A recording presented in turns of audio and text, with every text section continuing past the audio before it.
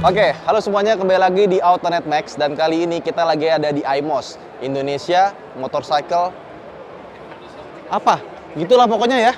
Gue lupa apa, pokoknya IMOS 2022. Ada di JCC Senayan sampai tanggal 5 aja, hari Minggu. Tanggal 6, sorry, hari Minggu. Jadi buat teman-teman yang belum kesini, segera kesini sebelum kehabisan. Sebelum telat kayaknya.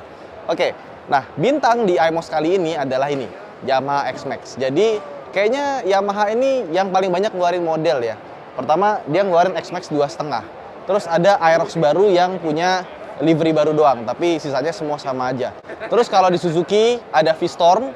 Nah, nanti kita akan bikin video juga, jadi langsung aja lihat deskripsi di bawah kalau misalkan udah jadi videonya. Habis itu di Honda ada Scoopy yang pakai warna baru. Sisanya dia cuma display motor listriknya aja. Oh ya, di Yamaha ini juga ada motor listrik di sana. Namanya Yamaha apa? Lupa gua. E01 ya, Yamaha E01. Kenapa namanya E01 ya? Tapi udahlah.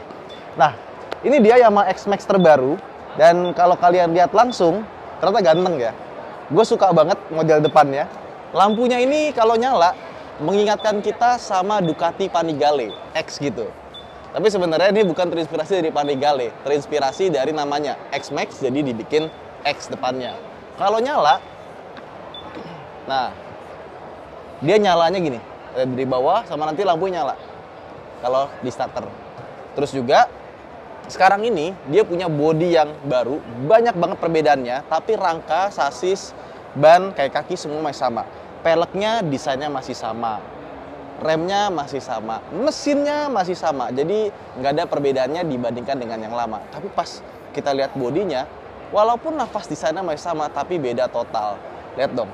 Lakukan di sini beda, di sininya beda, di sini beda. Body partsnya nggak ada yang sama dibandingkan dengan model sebelumnya. Dan windshield depannya ini bisa di adjustable, tapi adjustable-nya nggak kayak Forza yang bisa dipencet-pencet dari sini secara elektrik. Yang ini masih manual, jadi kalau kalian mau adjustable lebih tinggi atau lebih turun harus bongkar-bongkar baut. Ya, dan ini dia windshieldnya bening, jadi kalau misalkan kita ngebut, kita di balik sini masih bisa kelihatan tuh, gitu ya.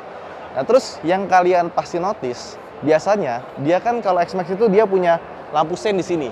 Sama kayak Yamaha Maxi series lainnya, NMAX, Aerox dan kawan-kawan kan di sini semua ya. Sekarang beda. Dia ada di ini bukan spion ya. Tapi dibikin mirip kayak kuping spion di bagian sini. Jadi lampu sennya ada di sini dan detailnya juga bagus karena di sini tulisannya Yamaha. Jadi kalau kalian lupa ini motor apa, nih namanya sini Yamaha ya. Nah, di sini ada spion juga. Kalau misalkan kalian pikir spionnya bakal pindah ke depan, enggak, dia masih di belakang. Jadi kalau misalkan kalian beli motor ini, gantilah spion standarnya. Dan juga sekarang kalau kita lihat, perhatikan secara seksama, ini nih, di sininya ada sedikit tongelan, ya. Dimana ini menjadi highlight features dari motor ini. Nah, coba kesini nih, gudukan tadi, ini sengaja dibikin agak sedikit kayak topi-topian, biar kalau misalkan lagi siang terik gitu ya, ada matahari, dia tuh nggak langsung kena ke layar. Kalau kena ke layar tuh bikin cepet sunburn ntar. Nah, jadi dia tuh speedometernya tuh double cluster, ada yang di atas sama yang di bawah. Yang di atas itu masih Optitron biasa ya, kayak tombol-tombol kalkulator, kayak layar kalkulator gitu ya. Yang bawah udah full TFT LCD. Nah, dia di sini ada tombol 1, 2, 3, 4 ya. Yang ini buat oke, yang ini buat home atau back. Ini buat atas sama bawah. Ini kita save dulu, pencet yang tanda centang, pencet centang. Nah, di sini nanti bisa kelihatan kalau misalkan dinyalain ada RPM-nya. Jadi yang di atas ini kecepatan, terus buat bensin, ini buat RPM. Terus kalau kita pencet atas bawah, ini kita pencet bawah dulu, nggak bisa, atas nggak bisa, back home. Nah, back home bisa. Bawah banyak ya, ada coolant, battery, average speed, fuel, trip time, air coolant. Oh, dia infinite ya, jadi dia akan kembali lagi ke atas kalau misalnya kita turun-turunin ke bawah terus. Itu kita pencet back home lagi, speed visualizer sama. Pencet yang tengah. Oke, ini masuk ke menu utama, ada music, ada settings, ada weather juga karena dia terintegrasi sama software dari Garmin ya. Jadi kita bisa lihat weather, cuaca, notifikasi dari handphone, navigasi ini dari Garmin, tapi kita harus connect ke HP dulu sama meter display, tachometer, eco speed. Nah, kalau kita pengen di atas speed, nah ini jadi tachometer. Nah, RPM-nya kayak gini bentuknya. makin ke kanan makin tinggi. Coba back lagi, udah. Odo trip, oke, trip 1, trip F. Kok tripnya trip F ya? Kita back lagi, ada meter display yang tadi ya. Eco tuh apa? Oh, average fuel. Kayak gini-ginian ya, on demand dia. Terus pencet lagi, ada odo trip yang tadi, meter display yang tadi, navigation yang tadi, notification, harus connect Bluetooth juga. Settings, kita lihat settingsnya ada apa aja. Traction control, bisa dinyalain atau matiin, nggak bisa di set levelnya. Connection, Bluetooth. Oke, bisa pair device ya. Nah, kita lihat tombol-tombolnya sekarang bagian sini beda sekali ya, dan tombolnya ini terasa solid, bagus. Gua suka. Sama di sini ada pass beam, pencet yang bawah. Balik lagi, ini klakson. Nah, ada tasannya suaranya ya. Ini bagian tengahnya juga dibikin sepertinya berbeda, dan untuk starternya dia jadi satu. Sama untuk hazardnya dia dari sini, bawahnya kosong. Nah, terus di sini kelihatan beda banget. Di bagian sini kelihatan agak mirip sama yang lama, cuma tetap kelihatan beda ya. Di sini ada dua buah tempat penyimpanan ya. Yang kanan bisa dibuka seperti ini. Nah, ada lah kunci Yamaha dulu nih. Terus yang sebelah kiri, ini cara bukanya. Kita mesti ke open dulu ya. Terus kita baru pencet lead. Nah, ini bagus nih. Kenapa? Jadi kalau misalkan kita punya barang, terutama HP gitu ya, kita kan suka lupa ketinggalan di parkiran, masih ngecas. Terus nanti orang bisa buka, ngambil kan. Nah, ini nggak bisa karena harus pencet yang lead ini dulu baru ke buka. Nah, untuk tangki bahan bakarnya, nah kita putar lagi baru bisa kebuka. Seperti ini dia bentuknya. Nggak ada ininya ya, tempat buat naruhnya ya. Bawa bensin. Apakah isinya bensin? Terus kita lihat bagasi dalamnya nih. Nah, dia di sini pas dibuka tuh ada stoppernya ya, tek langsung. Tapi dia bukanya nggak bisa ke depan banget.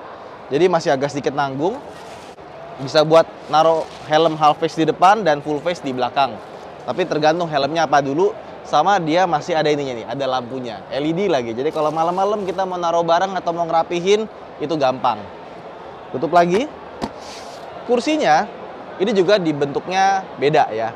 Gua suka kursi barunya. Kenapa? Yang pertama ini konturnya nih kayak anti slip gitu. Terus yang di sini ini kayak bahan apa ya, Tin ya? Ini tuh kayak mau dibikin kayak Alcantara gitu. Ya, tapi bukan Alcantara. Ini kayak amplas halus gitu.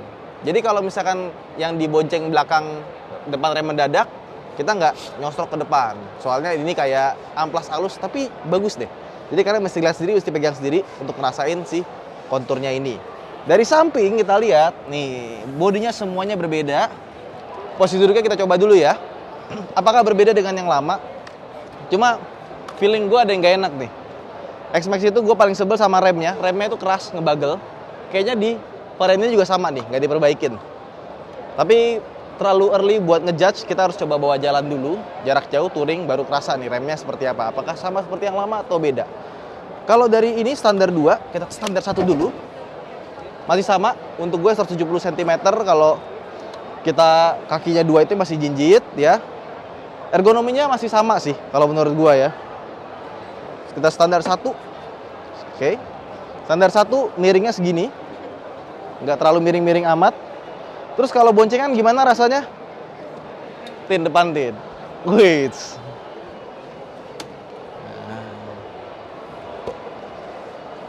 Gimana? Tinggi ya? Tinggi ya, gue yang pendek. Iya. Tinggi lu berapa? 168. Atau beda 2 cm lah. Tapi kalau mili jadi banyak, 20 mili. Wah. Kursinya masih lebar sekali loh. Gimana? Oke nggak? Tapi ini joknya belakang luas banget sih. Ini buat boncengan pasti enak ya. Pasti enak banget. Lebar gitu, cuma mungkin naiknya agak sedikit susah. Terutama buat ibu-ibu gitu ya. Yang harus begini. Ya, cocok lah buat bikin ojek premium. Bayang nggak pesan ojek online yang datang X-Max gitu? Pasti lebih enak karena penampangnya luas. Terus ke belakang, sepertinya shock breaker masih sama ya kan? Ada 1, 2, 3 adjustable. Ban bawaannya dia pakai Dunlop. bannya sama kayak yang lama, dan ini bannya pasti licin. Terus lampu belakang ya, ini didesain beda sedikit. Oke. Wah, sekarang bagus nih kalau nyala di bawahnya nih garisnya. Coba direm. Nah, sekarang udah nggak terlalu silau. Dulu X-Max yang pertama kali itu lampu depannya kurang terang. Tapi pas ngerem, waduh, yang belakang silau. Sekarang kayaknya udah nggak kayak silau lagi deh. Sama ini desainnya juga berbeda sekali ya. Jadi kalau kalian pikir, oh kayaknya mirip, emang mirip doang. Tapi sebenarnya desainnya jauh berbeda. Terus ke bagian sini ya, kita lihat knalpotnya pun desainnya masih sama, nggak ada bedanya. Mesin juga masih sama. Di sini beda nih, kelihatan ya di sininya ya, beda banget.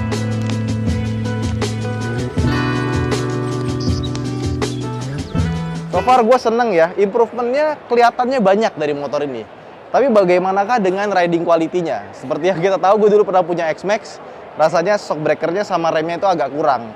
Semoga yang ini diperbaikin, dan motor ini sekarang dijual dengan harga 66 juta rupiah. Lebih mahal sekitar 4 juta dibandingkan dengan model yang lama. Oke, itu aja mungkin video kita kali ini. Saya Ridwan Hanif. Jangan lupa untuk like dan subscribe di channel AutoNet Max. Bye-bye!